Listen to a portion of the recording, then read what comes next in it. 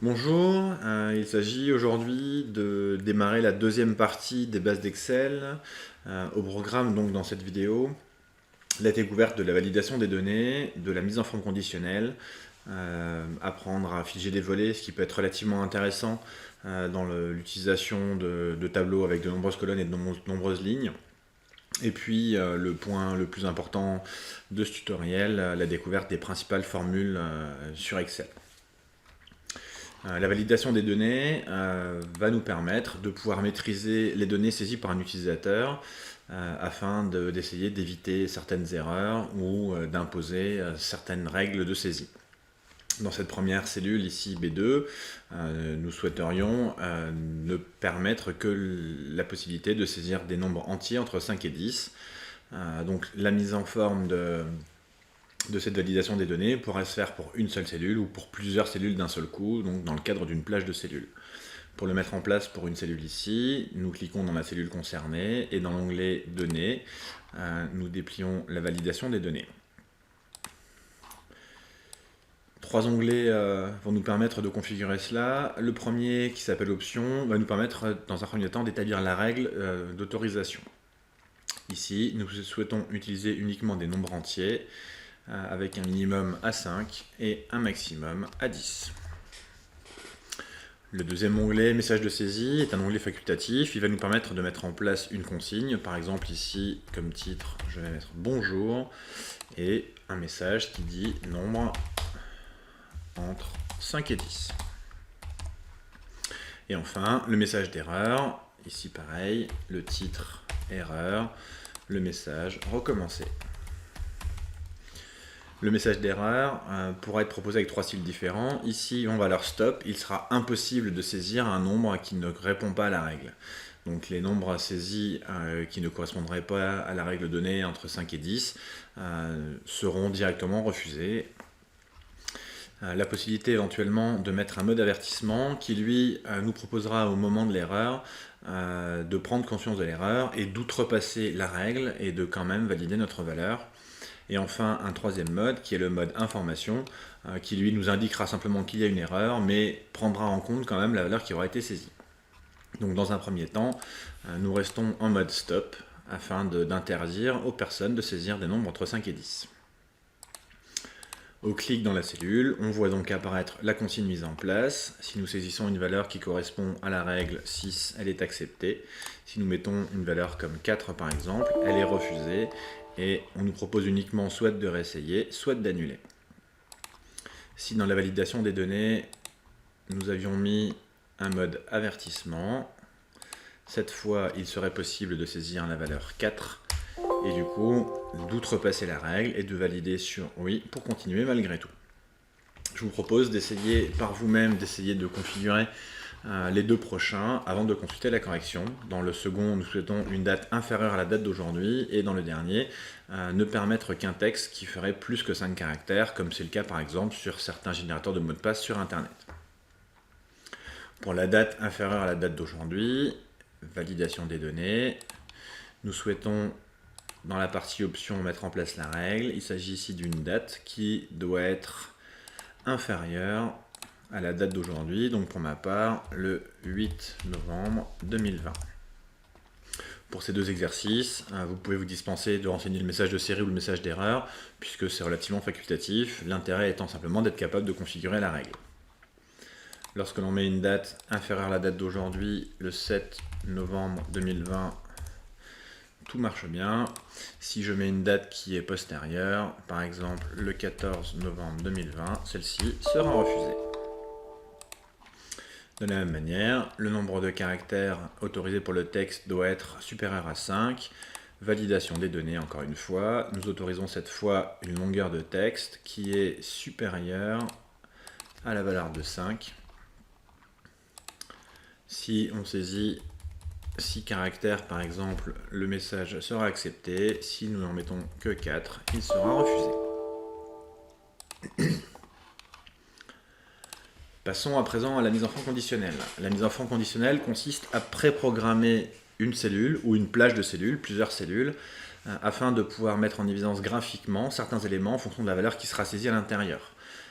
Il sera possible, par exemple, d'organiser une course, de mettre en place des temps chronométrés pour plusieurs centaines de coureurs et de programmer à l'avance les cellules pour que les 3 meilleurs temps s'allument, par exemple, directement en vert. Pour mettre en place la mise en forme conditionnelle, il nous faut sélectionner toutes les cellules concernées. Donc ici, seulement quelques lignes, mais on pourrait le mettre en place directement pour toute une colonne, par exemple. Dans l'onglet Accueil, saisir la mise en forme conditionnelle. Pour la plupart des cas, les règles proposées ici dans les 2 premières familles, donc règles préétablies, suffiront et vous serviront à mettre en place ce que vous souhaitez. Nous n'aborderons pas forcément les barres de données ou les nuances de couleurs, mais là aussi, des choses déjà préétablies vont vous permettre de remplir les cases de les colorier de manière graphique en fonction de la valeur qui sera inscrite à l'intérieur. Dans ce premier cas très particulier, il s'agit de jeux d'icônes, puisqu'on vous demande ici de faire apparaître des petits ronds verts, jaunes et rouges en fonction des valeurs. Lorsqu'on cliquera sur cette propriété, cette règle, les ronds vont automatiquement s'afficher, mais pas forcément avec les valeurs que nous avons envisagées, pour la simple et bonne raison qu'ils ont été préprogrammés avec des valeurs par défaut. Donc après avoir saisi la règle qui nous intéresse, il va nous falloir la gérer, à savoir revenir dans Gérer les règles, dans la mise en forme conditionnelle. Cette zone de cellules, cette plage de cellules qui est sélectionnée, c'est vu affecter une seule règle pour l'instant. Nous aurions pu en mettre plusieurs, à savoir que lorsqu'il y a plusieurs règles, elles peuvent très bien se contredire ou se compléter, et que la règle la plus récente sera celle qui sera appliquée en dernier et qui aura le dernier mot sur les précédentes. Cette règle ici peut être modifiée. Et nous pouvons constater ici qu'elle est configurée par défaut, donc d'une part en pourcentage, ce qui pour nous est intéressant pour l'exercice que nous voulons mettre en place. Le rond rouge apparaît si la valeur est plus petite que 33, de 33% jusqu'à 67, elle sera en orange, et de 67 aux valeurs supérieures, elle sera donc en vert. Pour correspondre à nos valeurs souhaitées, il nous suffit donc de mettre la valeur 50 ici, et 80 à cet endroit-là. Les valeurs vont s'affecter automatiquement en cliquant dans une autre case. Le rond sera donc rouge si la valeur est plus petite que 50, il sera en orange de 50 jusqu'à 80, et au-delà de 80, il sera en vert, ce qui correspond bien aux valeurs que nous souhaitions mettre en place dans cet exercice. Il s'agit bien d'une validation par le biais des cellules, autrement dit, si la valeur de 45 ici était modifiée à 95, automatiquement le rond vert s'afficherait, puisque le contenu de la cellule va permettre d'appliquer la règle différemment.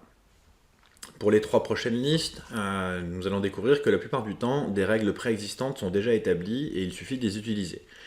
Dans cette deuxième liste, nous voulons mettre en rouge les valeurs sous la moyenne. Alors attention, pas sous la valeur de 10, mais bien sous la moyenne calculée des éléments sélectionnés. Donc Excel va devoir calculer tout seul la moyenne des notes qui sont choisies ici et allumer en rouge les valeurs qui seront inférieures. Donc pour cette liste, comme pour les 2 prochaines, et comme ce sera quasiment toujours le cas, il y a toujours dans les 2 premières familles de règles ici, une règle préétablie qui peut vous servir. En l'occurrence, dans la deuxième famille ici, les valeurs inférieures à la moyenne. La dernière étape pour terminer ce travail, il vous suffit d'aller systématiquement dans le format personnalisé, afin de pouvoir agir comme vous le souhaitez sur la police, les bordures, ou en ce qui nous concerne ici, le remplissage, que l'on veut mettre en rouge.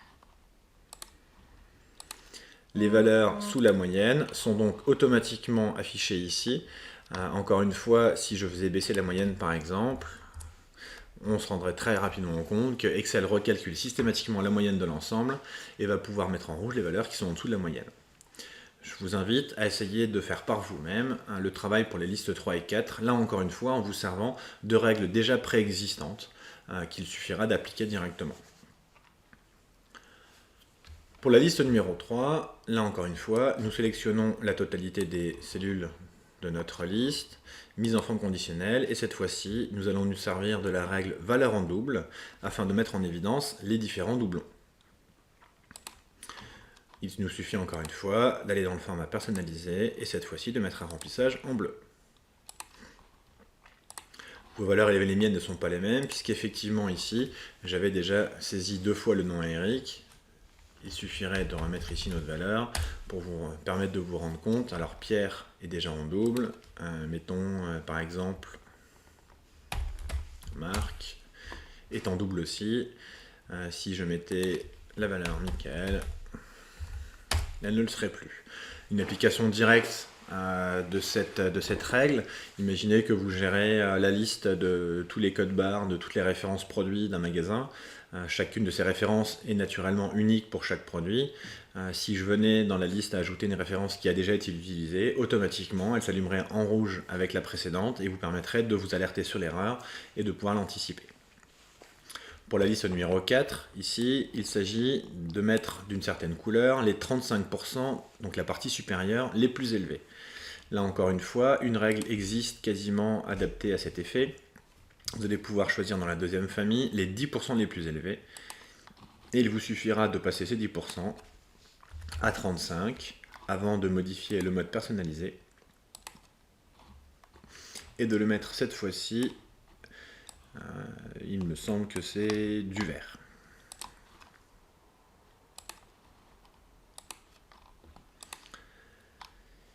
Dans le dernier cas, je voulais vous montrer comment pouvoir éventuellement mettre en place une formule spécialisée, spécifique, une règle déterminée qui vous est propre et qui n'existe pas dans les règles préétablies, prédéterminées à l'avance. Ici, nous souhaiterions, dans cette colonne de la liste 5, que une cellule dans la ligne puisse s'allumer en vert si une condition est vérifiée, à savoir si la note en B2, moins 2, est effectivement supérieure à 10. Ici, il me suffit de choisir mes valeurs, mes cellules, et cette fois de venir faire une nouvelle règle, et de choisir de faire cette règle en déterminant moi-même ma formule. Ma formule commencera par un égal, et je souhaiterais que la cellule B2, moins 2, soit supérieure à la valeur de 10. Ne pas oublier ici de mettre une mise en forme, dans format, aussi du vert dans ce cas-là.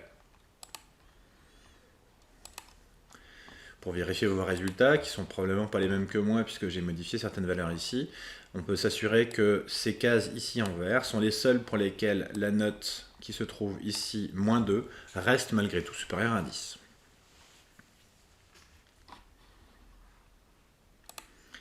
Troisième point, découvrir comment figer les volets.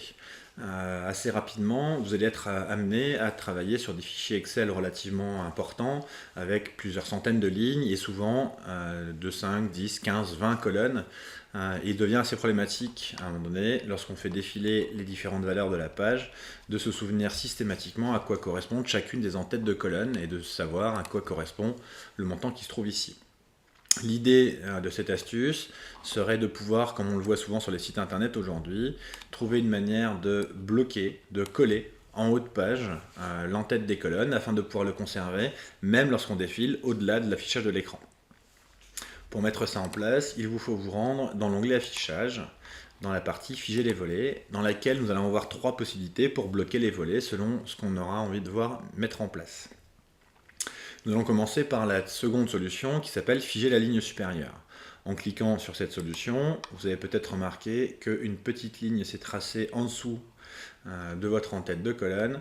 Et maintenant, en faisant défiler vers le bas, vous pouvez constater qu'effectivement, quoi qu'il arrive, cette ligne 1 a été figée en haut de page et reste présente, vous permettant de savoir, même lorsqu'on est très loin dans le fichier, à quoi correspond chaque colonne. Il n'y a aucune modification effective sur le fichier puisque nous pouvons revenir en arrière en un seul clic. Il vous suffit pour ça, lorsque les fichiers sont bloqués, de revenir dans l'option figer les volets et la première option du coup s'appelle libérer les volets, vous permet de revenir à la situation initiale. De la même manière, nous pouvons utiliser la troisième solution qui consiste à figer la première colonne. Cette fois-ci, c'est bien la première colonne, donc la colonne A qui va rester bloquée. Et lors d'un déplacement ici avec l'ascenseur horizontal, c'est bien les éléments des différentes colonnes qui vont pouvoir passer en dessous de la colonne A qui, elle, quoi qu'il arrive, restera systématiquement bloquée et présente. Cela peut être relativement intéressant lorsque, par exemple, on travaille avec un fichier client générant de nombreuses colonnes et on voudrait, sans se tromper dans la lecture de la ligne, associer le nom du client qui est dans la première colonne avec son adresse mail qui se trouverait 7, 8, 10 colonnes beaucoup plus loin. Encore une fois, il est possible de revenir en arrière, toujours pareil, en venant libérer les volets lorsque ceux-ci ont été bloqués. La dernière solution consisterait à essayer de bloquer à la fois des lignes et des colonnes, ce qui, encore une fois, peut être très intéressant.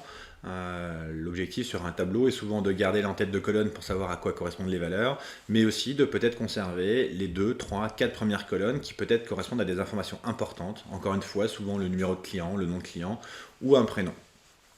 Je vais me placer cette fois-ci dans la case C5 L'emplacement de la cellule va être très important dans ce cas-là, puisque lorsque je me placerai dans cette cellule, en allant chercher une nouvelle option, je vais bloquer à la fois les lignes qui sont au-dessus, donc ici les lignes 1, 2, 3, 4 seront bloquées, et je bloquerai également toutes les colonnes qui se situent à gauche, à savoir ici la colonne A et la colonne B. Donc je me place ici dans ces 5, et je viens figer les volets en prenant cette fois-ci la première option qui s'appelle figer les volets. On peut constater que deux traits se tracent de manière un peu plus épaisse, le trait qui se trouve ici juste à gauche de ma cellule et le trait qui se trouve juste au-dessus. Je vais ainsi pouvoir faire défiler d'abord vers le bas, sans perdre les 4 premières colonnes qui elles sont restées bloquées, les 4 premières lignes pardon, qui elles sont restées bloquées. Et puis de la même manière que tout à l'heure, nous allons pouvoir faire défiler éventuellement les valeurs en dessous en conservant ces 2 premières colonnes qui ont été elles aussi conservées. L'intérêt étant de pouvoir très facilement, ici mettre côte à côte par exemple, le chiffre d'affaires de la ligne 4 et celui de la ligne 86, en pouvant constater très bien à quel mois et à quelle région ils appartiennent, sans pour autant avoir besoin de faire des copier-coller ou des déplacements de valeurs. Donc dans la mesure du possible, cet outil est très important à mettre en place, notamment pour pouvoir comparer ou juxtaposer une à côté de l'autre des valeurs qui normalement dans le tableau seraient diamétralement opposées. Encore une fois, il est possible de revenir en arrière lorsque les volets sont figés, de les libérer avec l'option libérer les volets qui se retrouve en première position lorsque quelque chose a été mis en place.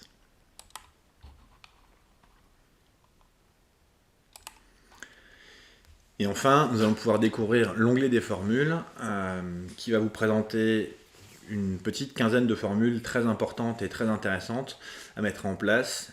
L'objectif aujourd'hui étant surtout de vous montrer d'une part comment les manipuler et d'autre part de vous montrer qu'il est très facile, une fois qu'on sait travailler avec certaines formules, de découvrir des formules inconnues et de les appliquer aussi sans forcément avoir d'erreur d'écriture dans la mise en place et dans la mise en forme. Avant tout, sachez que toutes les formules d'Excel se trouvent dans l'onglet Formules et sont classées ici dans différentes catégories, formules financières, logiques, formules mathématiques, formules de texte, ou travaillent encore sur les différentes formules récentes que vous avez pu mettre en place. D'autres fonctions un peu plus élaborées, statistiques, ingénierie, peuvent aussi être retrouvées dans cette partie. Prenons l'exemple d'une des fonctions que nous allons découvrir tout à l'heure, la fonction arrondi. Alors il y en a plusieurs, l'arrondi inférieur ou supérieur, mais je m'intéresse aujourd'hui à l'arrondi classique, qui lui est basé sur 0,5. Lorsque je clique sur cette formule, je vais voir apparaître un assistant qui pourrait très bien me servir à l'écriture de mes premières formules, mais qui va surtout me faire comprendre que cette fonction utilise 2 champs obligatoires, un nombre qui sera le nombre à arrondir, et un nombre de chiffres après la virgule, qui est le nombre de chiffres auxquels je voudrais arrondir au niveau des décimales.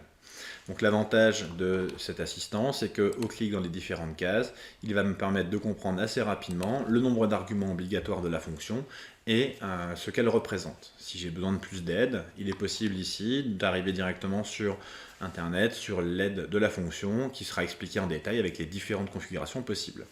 Cet assistant pourrait très bien nous aider à faire nos formules, mettre en place les fonctions. Malgré tout, quand on a l'habitude de l'assistant trop souvent, on se retrouve assez bloqué dans le cadre de fonctions incluses les unes dans les autres, ce qui va nous arriver assez rapidement. Et je préfère vous montrer une manière plus intéressante et plus efficace de gérer vos formules. Cet assistant-là, encore une fois, pour moi être intéressant. Par exemple, si vous découvrez le nom d'une formule sur Excel à mettre en place et que vous ne la connaissiez pas jusqu'à présent, de venir ici découvrir quel est son mode de fonctionnement. Mode de fonctionnement qu'on va pouvoir découvrir aussi ailleurs par la suite. Commençons donc du coup par les formules mathématiques. Je viens dans cette cellule, la cellule A7, et je souhaiterais ici pouvoir calculer la somme des cellules qui sont juste au-dessus, donc à savoir A3 plus A4 plus A5 plus A6. À savoir que toutes les fonctions sur Excel démarrent toujours dans la case par le symbole égal.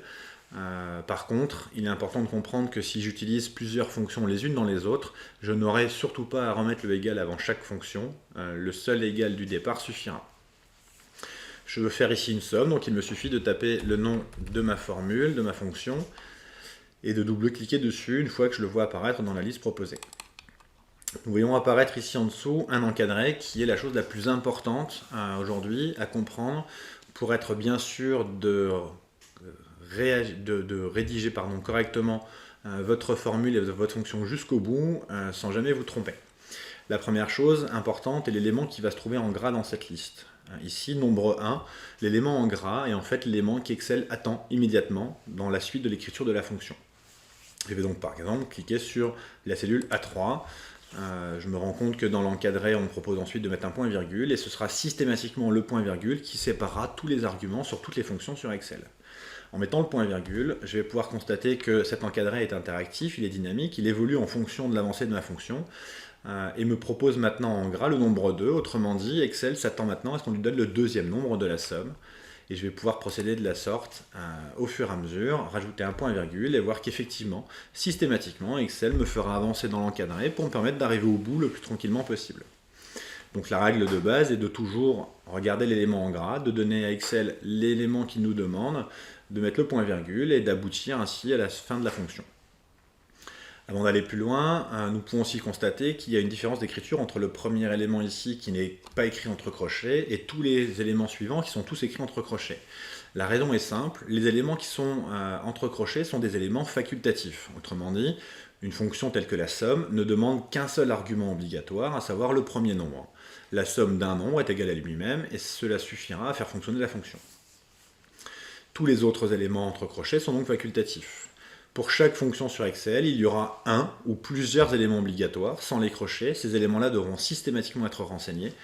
Par la suite, d'autres éléments entre crochets seront parfois utilisés ou pas. Il s'agit souvent d'éléments facultatifs, comme c'est le cas ici, ou d'options de calcul avec une version par défaut ou des modes qu'on pourra changer au fur et à mesure.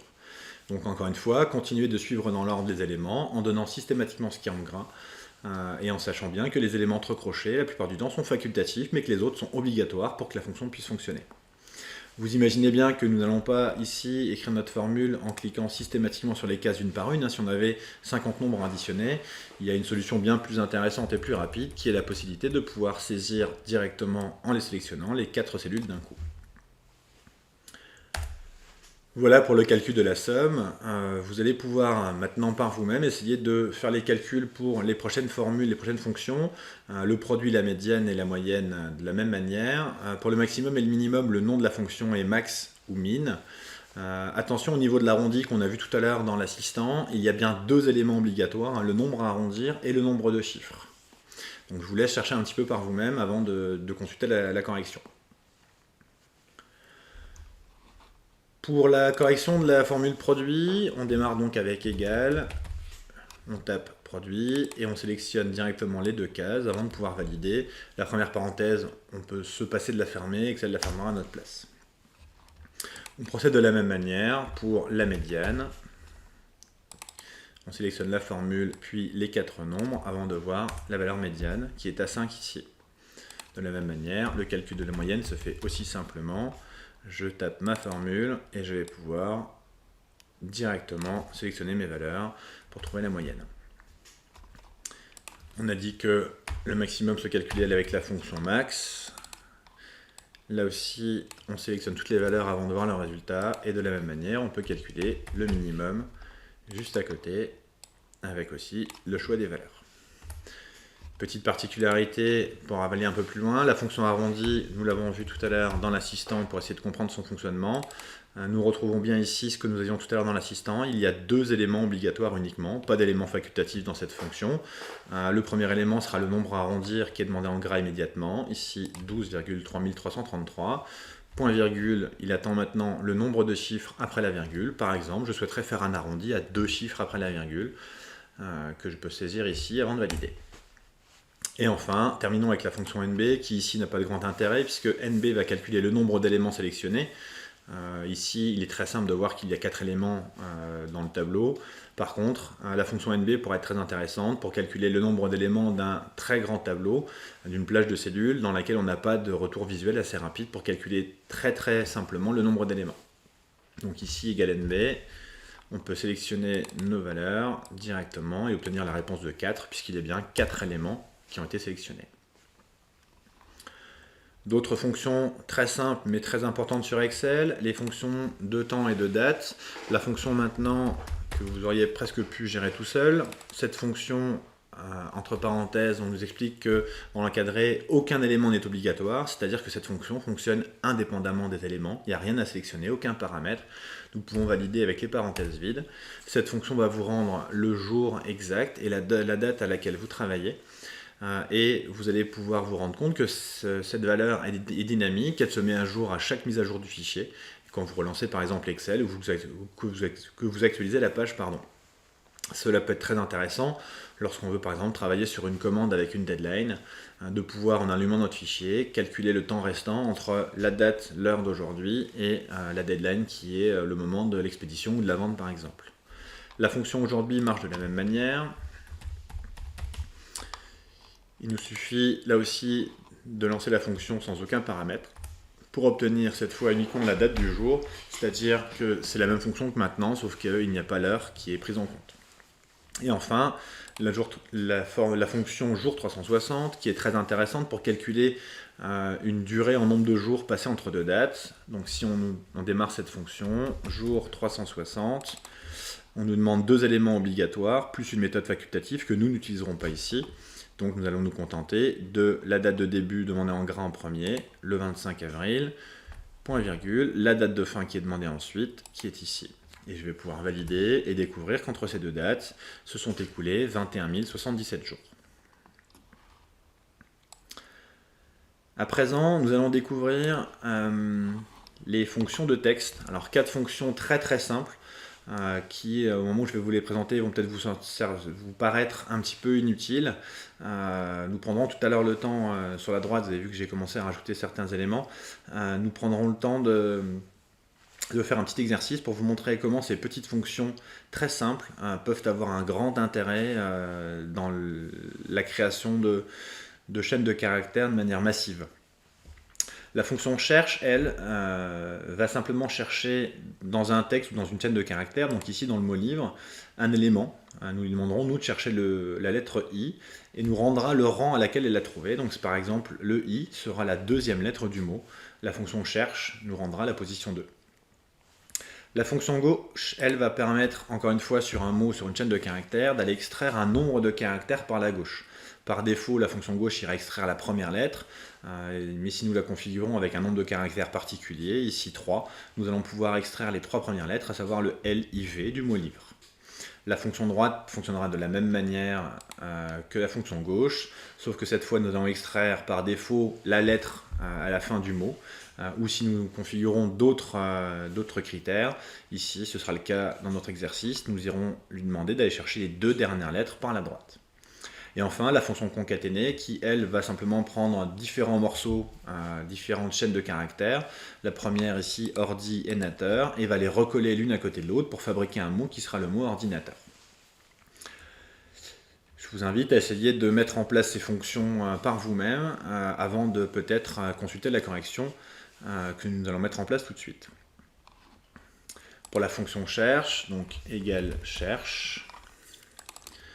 Le texte cherché ici est le texte I. Quand on manipule du texte sur Excel et qu'on le saisit nous-mêmes dans une fonction, il faudra systématiquement penser à le mettre entre guillemets. Donc ici, le I recherché sera bien mis entre guillemets. Point virgule. Dans quel texte allons-nous chercher la lettre I? Nous allons la chercher ici, dans la case J11, qui correspond bien à la case contenant le mot livre. Pas besoin de mettre de guillemets ici, puisque nous cliquons sur une case dans laquelle il y a déjà une valeur en mode texte. Le numéro de départ est ici facultatif. Si nous ne le mettons pas, Excel démarrera directement la première lettre, qui est ce que nous cherchons ici. Par contre, on pourrait très bien envisager dans un autre cas de figure, chercher le deuxième I dans un mot, et dans ce cas-là, nous aurions pu démarrer éventuellement au rang 5, au rang 6 ou au rang 7 dans le mot afin d'éviter le premier. Donc ici, pas de valeur supplémentaire à rajouter, nous pouvons valider, et le I est bien la deuxième lettre du mot. Mise en place de la fonction gauche, ici, cherche gauche. Le texte dans lequel nous allons enlever des caractères est bien le texte livre qui se trouve dans la case K11. Ici par contre nous allons utiliser le numéro de caractère qui est facultatif. Encore une fois, si on ne met rien, il prendra uniquement la première lettre, à savoir le L. Ici ce qui nous intéresse c'est d'en récupérer 3, donc nous allons rajouter le 3 pour récupérer les 3 lettres par la gauche. De la même manière, ici pour la fonction droite, égale droite. Le texte concerné, c'est la case L11 avec le mot livre, point virgule. Cette fois, nous voulons 2 caractères. Donc là aussi, nous utilisons le nombre de caractères, pas par défaut, qui serait 1, mais ici bien 2, puisque nous voulons le modifier. Nous récupérons là aussi les 2 dernières lettres du mot livre, à savoir le R et le E. Et enfin, la fonction concaténée qui va recoller différents morceaux les uns à côté des autres dans l'ordre dans lequel on va le donner. Donc égal concaténer. Le premier élément à coller sera ordi, point virgule, le deuxième élément sera nateur, et on pourrait continuer ainsi de suite pour coller un nombre illimité de chaînes de caractères les unes derrière les autres pour construire des mots. Et au final, nous récupérons bien ici effectivement le mot ordinateur. Pour aller un peu plus loin avec ces fonctions, je vais vous proposer de créer un exercice nous-mêmes qui va nous permettre de générer automatiquement des adresses mail. Le cas de figure dans lequel nous allons nous présenter serait celui d'un tableau avec tous les salariés d'une entreprise, qui pourrait être plusieurs centaines. Chaque salarié serait repéré par son nom, son prénom et son nom, et éventuellement un numéro. L'intérêt du numéro correspondrait à ce cas particulier. Effectivement, dans le cas où deux salariés auraient le même prénom et le même nom, on pourrait les distinguer avec un numéro. L'objectif va être pour chaque salarié de créer une adresse mail unique sur le même format. Au final, la première lettre du prénom, point le nom de famille, point le numéro, @entreprise.fr, et le tout bien évidemment en minuscule. Nous allons faire cette formule en 3 étapes. Avant d'en arriver là, je vais vous proposer, comme moi, de redémarrer l'exercice au départ. Donc, commencez par créer 3 colonnes, une avec votre prénom avec une majuscule au départ, une dans laquelle votre nom est écrit en capital, et une dernière colonne dans laquelle vous allez pouvoir inscrire un numéro de votre choix. Préparez ensuite une colonne relativement grande pour pouvoir mettre la formule qui va nous accueillir. Avant d'aller chercher le résultat automatique, nous allons déjà nous créer plusieurs lignes. Donc on prend les 3 cellules d'un coup et on va pouvoir incrémenter automatiquement quelques lignes pour que les numéros soient différents. Première étape, avant d'aller chercher la formule finale, nous allons déjà commencer par générer une adresse mail qui va contenir le prénom, sans se soucier des majuscules ou des minuscules, le nom de famille, le numéro, et puis le fameux @entreprise.fr à la fin. Pour cela, il nous suffit d'utiliser une seule fonction, à savoir la fonction concaténer, égale concaténer. Le premier élément à coller est bien évidemment le prénom, point virgule. Le deuxième élément sera un point, qui lui est du texte, donc saisi entre guillemets, point virgule. Ensuite, il s'agira de mettre le nom de famille, point virgule. Ensuite, un autre point, point virgule.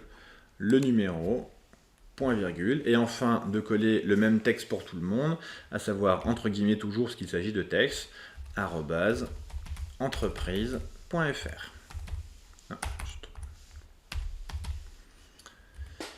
Cette formule est écrite de manière relative, on en avait parlé dans les bases 1 d'Excel, à savoir chaque cellule est écrite avec sa lettre et son chiffre, sans les dollars, qui vont permettre, quand on étirera la formule vers le bas, de faire descendre chacune de ces cellules et de pouvoir prendre pour chaque ligne la bonne valeur.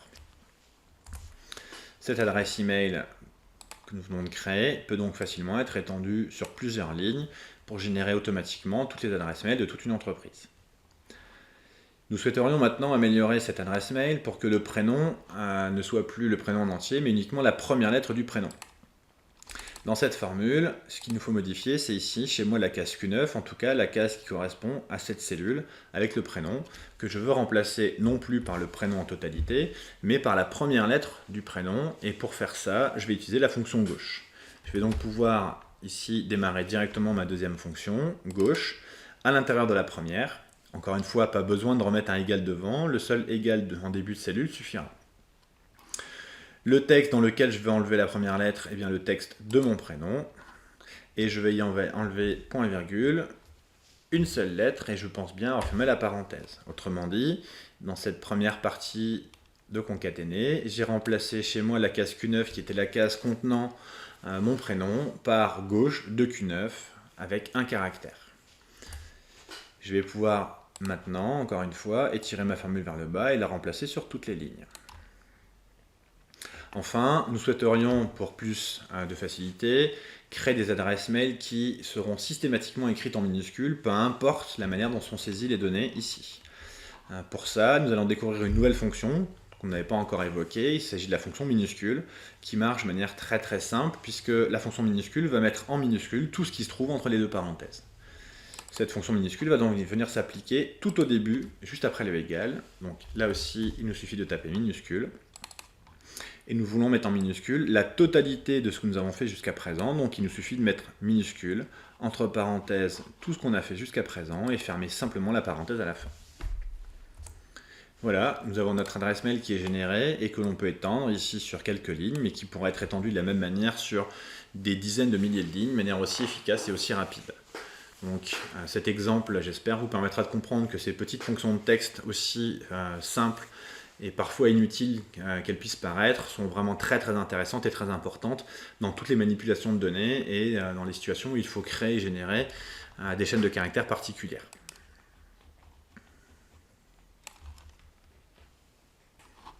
Passons à présent aux fonctions logiques, à savoir la fonction si, qui sera une des fonctions les plus importantes sur Excel, qui est à la base de tous les langages informatiques et de toutes les programmations, et aussi les fonctions et ou, qui sont des fonctions booléennes. Ces fonctions booléennes, les fonctions et ou, ne peuvent répondre que deux éléments. Ces fonctions, quels que soient les arguments qui seront mis à l'intérieur, n'auront que deux réponses possibles, le mot vrai et le mot faux. Imaginons, avant de les commencer, un petit exemple. Imaginons que ces deux solutions-là soient des solutions qui soient indispensables pour vous permettre d'avoir un 20 à un examen. Avec le et ou avec le ou, vous allez pouvoir avoir 20 à un examen, ce qui consisterait à une réponse vraie, et en imaginant qu'une réponse faux voudrait dire que vous avez eu 0. Les deux notations différentes permettraient d'arriver au même résultat. Par exemple, avec le « et », on dirait que pour avoir 20, il faudrait que venir soit vrai, que vous ayez écouté ce que l'enseignant vous a raconté et que vous ayez révisé éventuellement vos exercices avant de revenir. Si vous révisez les trois, si vous faites les trois, je suis venu et j'ai écouté et j'ai révisé. Si les trois choses sont vérifiées, alors ce sera vrai et j'aurai réussi mon examen, j'aurai 20. Par contre, si j'oublie d'en faire un seul des trois, un seul faux là-dedans fera que la réponse sera faux et que j'aurai 0. Dans l'exemple avec le « et », si je prends un « et » avec plusieurs éléments qui sont vrais, mais qu'un seul élément là-dedans est faux, ça suffira pour que ce soit faux. En fait, il faut imaginer le « et » comme une succession de feux verts. Lorsque tous les feux verts, on arrive au bout. S'il y a un seul feu rouge, on s'arrête, et quand on s'arrête, ça devient faux. A l'inverse, si la même situation était proposée pour une évaluation avec le « ou », pour avoir 20 à l'examen, pour avoir un vrai comme réponse, il faudrait ou venir, ou écouter, ou réviser. Quelqu'un qui se contenterait uniquement de venir en cours, mais qui n'écouterait rien et qui ne réviserait pas, pourrait quand même avoir 20, puisque avec un ou, il suffit d'avoir un seul vrai, peu importe les autres résultats, pour que ce soit vrai. Dans l'exemple qu'on pourrait lire à côté, un ou avec que des valeurs fausses, mais un élément vrai, suffit à obtenir la valeur vraie derrière. Donc, retenir qu'avec un « et », on est sur une histoire de succession d'éléments qui doivent tous être systématiquement vrais pour que ce soit vrai. Par contre, avec le « ou », un seul élément vrai suffit à ce que ça fonctionne. Pour mettre en place ces éléments, je vous invite à le faire directement dans les formules qui sont ici, pour lesquelles je vous propose d'aller tester ce qui se passerait si un élément était faux et un autre était vrai pour le « et ». Ici, égale « et ». Premier élément, un test qui serait faux. Alors le test qu'on pourrait mettre en place, la valeur logique, ça pourrait être de tester est-ce que x égale 2. Si c'est vrai ou si c'est faux. Point virgule, on ferait un deuxième test, par exemple, est-ce que y est plus petit que 3? Et ici on pourrait le tester, ce serait quelque chose qui serait vrai ou faux encore une fois. En validant la formule, on peut se rendre compte qu'avec un « et », un élément faux et un élément vrai sont faux. Si les deux éléments sont faux, ça reste faux. Par contre, si les deux éléments sont vrais, et c'est là la seule solution pour avoir un vrai, la réponse est vraie. A l'inverse, avec un ou égale ou un premier test qui ici, dans cet exemple, serait vrai, ou alors un deuxième test qui lui aussi serait vrai. Dans ce cas-là, la réponse sera vraie. Si un autre élément était faux, cela resterait vrai, puisqu'avec le ou, un seul vrai suffit pour que ce soit vrai. Par contre, avec un ou, si tout est faux, alors dans ce cas-là, ce sera faux. Dernière fonction indispensable dans les fonctions logiques, la fonction si, qui va nous permettre souvent d'arriver en fin d'exercice et de pouvoir déterminer un affichage en fonction d'un test ou d'une valeur qu'on va pouvoir mettre en place. La fonction si va effectuer un test logique, par exemple, est-ce que x plus grand que 2 ? Si x est plus grand que 2, alors on écrira quelque chose, sinon on écrira autre chose. Ici, par exemple, dans l'exemple que je vous propose, c'est d'aller tester la valeur qui se trouve ici en A11. Nous aimerions savoir si cette valeur est positive, c'est-à-dire supérieure ou égale à 0, ou si elle est négative. Dans le premier cas, on voudrait écrire positif, et dans le second cas, négatif. Dans cette cellule, je vais donc pouvoir commencer ma question ci. La question ci propose un test logique, de manière obligatoire, c'est-à-dire qu'est-ce que je veux tester. Ici, mon test consiste à dire si A11 est supérieur ou égal à 0. Ce test va être soit de vrai, soit de faux. Considérez que le premier point-virgule peut se verbaliser, ce qui est intéressant dans la lecture des formules, comme disant alors, si A11 est plus grand ou égal à 0, point-virgule, alors qu'est-ce que je vais écrire dans ma cellule? Eh bien, je lui demanderai d'écrire le texte positif. Entre guillemets, encore une fois, parce qu'on manipule du texte. Le deuxième point-virgule peut se verbaliser comme voulant dire sinon. Sinon, qu'est-ce que je vais écrire dans ma cellule? Et dans ce cas-là, j'écrirai négatif. Donc, la lecture de la fonction ci se lit toujours de cette manière. Si A11 supérieur ou égal à 0, alors j'écrirai positif. Sinon, j'écrirai négatif. J'attire votre attention sur le fait que les valeurs si vraies et valeurs si faux, chez nous positif et négatif, sont facultatives. Si vous ne les renseignez pas, Excel marquera simplement vrai ou faux à la place. En gros, si ces valeurs ne sont pas renseignées, si c'est vrai, Excel écrira vrai, et si c'est faux, Excel écrira faux. Ici, nous constatons bien qu'Excel écrit positif, puisque 2 est bien supérieur à 0. Avec une valeur à 0, ça reste positif. Et avec une valeur à moins 2, nous obtenons bien la valeur négative. Nous allons pouvoir terminer ce tutoriel avec quelques fonctions ici, qui sont des fonctions de recherche. Donc avant d'attaquer les fonctions peut-être les plus intéressantes, je vous propose de découvrir assez rapidement des fonctions simples à utiliser, comme la fonction ligne. Alors attention, ligne avec un S, qui s'applique uniquement à un tableau. Nous allons choisir ce tableau-là et découvrir que cette fonction va nous renvoyer simplement le nombre de lignes totales dans le tableau, ici à savoir 3 lignes. De la même manière, la fonction colonne, toujours colonne avec un S, va pouvoir dans ce tableau vous rendre le nombre de colonnes. Dans un exemple aussi simple, bien évidemment, on n'a pas besoin d'une formule ou d'une fonction pour calculer le nombre de lignes ou de tableaux, mais dans des objets bien plus conséquents sur lesquels on n'aura pas de visuel complet, qu'on pourra appeler par une variable, il sera très intéressant de pouvoir savoir combien de lignes sont présentes dans le tableau des commandes de la journée, ce qui correspondrait par exemple au nombre de commandes. Toujours dans les fonctions relativement simples, la fonction mode égale mode, qui elle va s'appliquer à plusieurs nombres successifs. Alors on peut les prendre un par un comme avec la somme tout à l'heure, on peut aussi les prendre tous d'un coup, donc on l'applique ici aux valeurs 14, 15, 14 et 19, et cette fonction va simplement me rendre la valeur la plus récurrente dans les valeurs données, à savoir ici 14. Application professionnelle encore une fois intéressante. À la fin de la journée, je prends la colonne avec toutes les références des produits vendus dans la journée. La référence la plus vendue sera automatiquement sortie et me permettra de connaître le produit le plus vendu dans la journée. Une dernière fonction relativement simple à utiliser qui est la fonction index, qui consiste un petit peu à la bataille navale. Il s'agit de lui indiquer un tableau, un numéro de ligne et un numéro de colonne pour aller piocher exactement la valeur qui correspond à la cellule concernée. Ici par exemple, nous souhaiterions dans le premier tableau récupérer la valeur de la troisième ligne et de la deuxième colonne, à savoir le mot Pierre. Pour ce faire, égal index. On nous demande donc 3 éléments. Le premier est une matrice, donc un tableau. Matrice et tableau sont synonymes mathématiquement parlant. Donc je choisis déjà dans un premier temps mon tableau. Point virgule. Le numéro de ligne dans lequel se trouve ma réponse, c'est donc la ligne numéro 3. Point virgule. Nous voulons la valeur qui se trouve ligne 3, colonne 2, donc numéro 2. Excel va se rendre dans le tableau, ligne 3, colonne 2, et nous répondre à la valeur de Pierre. Découvrons à présent les fonctions de recherche qui sont des fonctions très très importantes dans la gestion des données et des bases de données.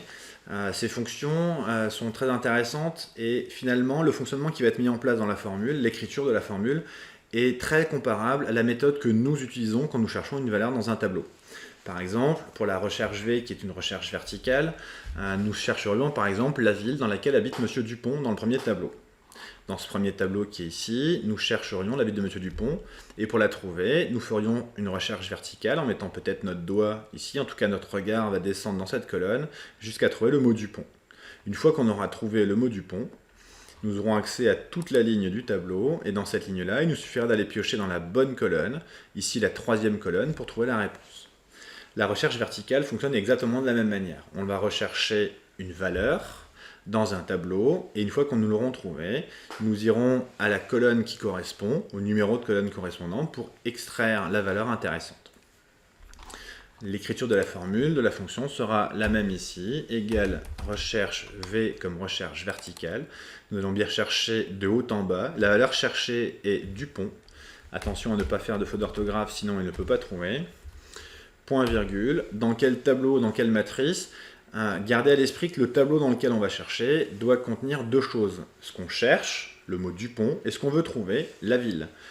Dans l'idéal, essayez de prendre toujours le tableau le plus grand possible, et je vous conseille de prendre la totalité du tableau en général. Donc dans ce tableau ici, nous allons chercher encore une fois verticalement le mot Dupont, et quand nous l'aurons trouvé, nous irons dans la troisième colonne pour chercher la réponse. Point virgule, nous avons mis une valeur qui était Dupont, chercher dans un tableau que nous avons sélectionné, le numéro d'index qui contient la réponse, est bien la troisième colonne de notre tableau. Et enfin, nous servirons toujours de la même valeur, donc cette valeur proche qui est facultative ici est une option de recherche, et nous nous en servirons systématiquement. Deux choix proposés, nous ferons toujours le même. Vrai qui voudrait dire correspondance approximative, ça reviendra à dire je cherche le premier Dupont que je trouve, peu importe qu'il s'écrive avec un T ou avec un D du moment que ça y ressemble. La deuxième solution que nous prendrons nous systématiquement, c'est de mettre le faux pour bien dire que nous faisons une recherche exacte.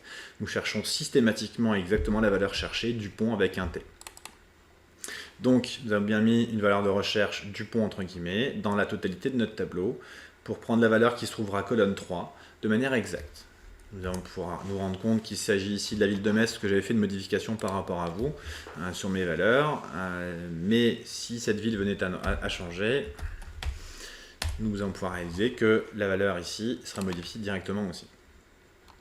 La recherche horizontale fonctionne de la même manière, sauf qu'on y est peut-être moins habitué, puisque nous travaillons essentiellement avec des tableaux à en-tête. Nous voudrions trouver dans le même tableau toujours le deuxième prénom. Pour trouver ce deuxième prénom, cette fois, nous allons chercher le mot prénom de manière horizontale. Donc cette fois, notre regard va parcourir cette direction de manière horizontale jusqu'à tomber sur le mot prénom qui se trouve ici. Une fois que nous aurons trouvé le mot prénom, cela allumera en fait toute la colonne de notre tableau, à savoir la colonne K chez nous. Et dans cette colonne, la réponse se trouvera dans un numéro de ligne. Alors attention, cette fois-ci, il faut penser au décalage lié à l'entête de colonne. Le deuxième prénom se trouvera bien dans la ligne numéro 3. Donc pour la recherche horizontale, ici, égale recherche H, cette fois, comme horizontale. La valeur cherchée, c'est le mot prénom. Là aussi, attention à ne pas faire de faute d'orthographe. Point virgule. Dans quel tableau? Toujours dans notre tableau en entier. Point virgule. Dans quel numéro de ligne se trouve ma réponse? Une fois trouvé le mot prénom, dans mon tableau, la réponse est à la troisième ligne, puisque le deuxième prénom sera bien dans la troisième ligne. Et toujours, encore, le faux. Pour toutes les fonctions de recherche que nous utiliserons, nous mettrons systématiquement la valeur faux. Là aussi, nous obtenons le prénom de Pierre, qui pourrait, s'il changeait ici, Marc par exemple, se modifier automatiquement lorsque l'on modifie le travail. Et il nous reste enfin à voir la fonction équive. Cette fonction équive est en fait une fonction qui va se balader sur un axe, soit horizontal, soit vertical, donc sur une bande, d'une seule ligne ou d'une seule colonne. Donc bien comprendre que la fonction équive ne va agir que sur une seule ligne de tableau ou sur une seule colonne de tableau et qu'elle ne peut jamais s'appliquer à un tableau avec plusieurs lignes et plusieurs colonnes. Pourquoi une seule ligne ou une seule colonne? Le principe de cette fonction est de se baser sur une ligne, de parcourir cette bande un petit peu comme un curseur à la recherche d'une valeur et de s'arrêter quand elle l'aura trouvée pour nous indiquer dans quelle case elle s'est arrêtée, la case numéro 1, 2, 3, 4 ou 5, donc bien évidemment l'endroit où on sera arrêté.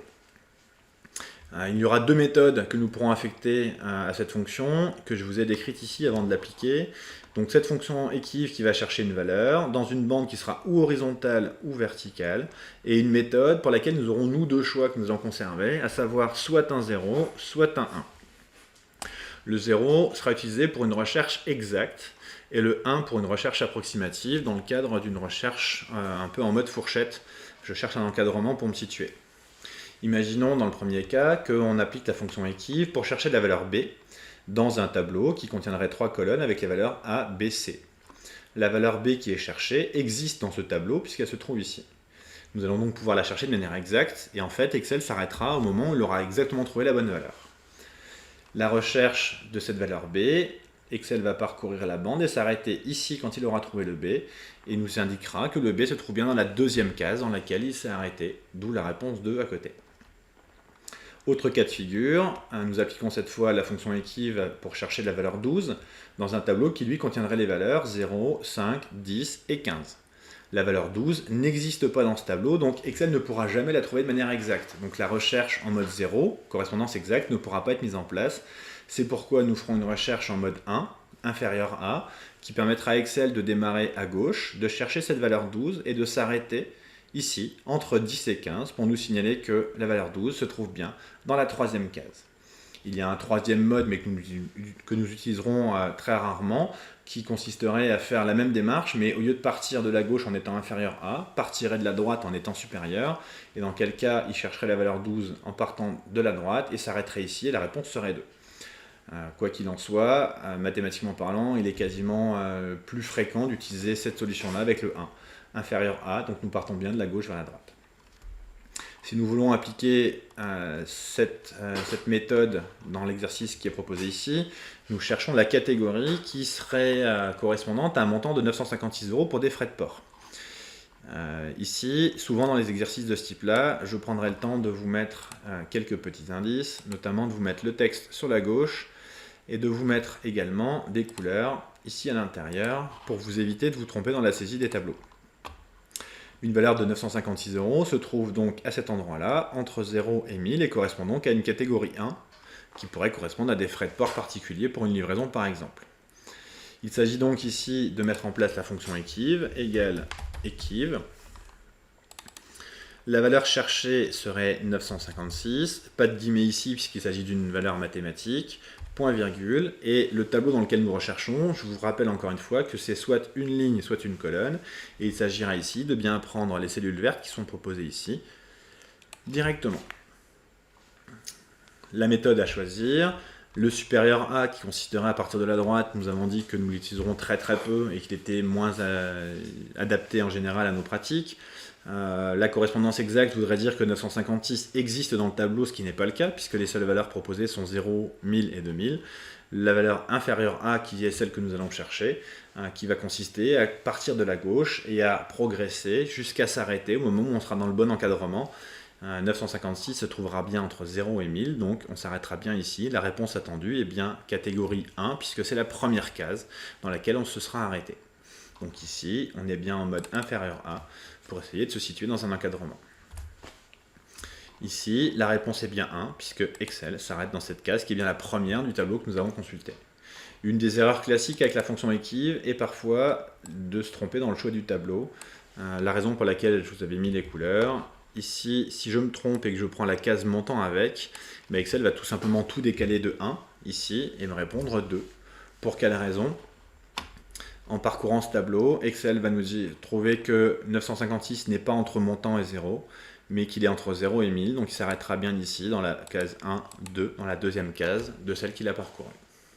Si vous vous rendez compte de ça dans le cas d'un exercice, de solution, modifiez votre tableau comme je l'ai fait, ou alors faire mathématiquement plus 1 ou moins 1 selon le type d'erreur que vous avez mis en place. Donc ici, bien évidemment, la bonne démarche était, encore une fois, de ne prendre que le tableau signalé par les cellules vertes qui sont ici, pour bien comprendre qu'on s'arrêtait dans la première case. Nous en avons fini avec les principales fonctions, et cela devrait pouvoir vous permettre d'être relativement autonome avec bon nombre de fonctions découvertes sur Excel. On se retrouve un peu plus tard pour un tutoriel sur des exercices d'application directe de ces fonctions.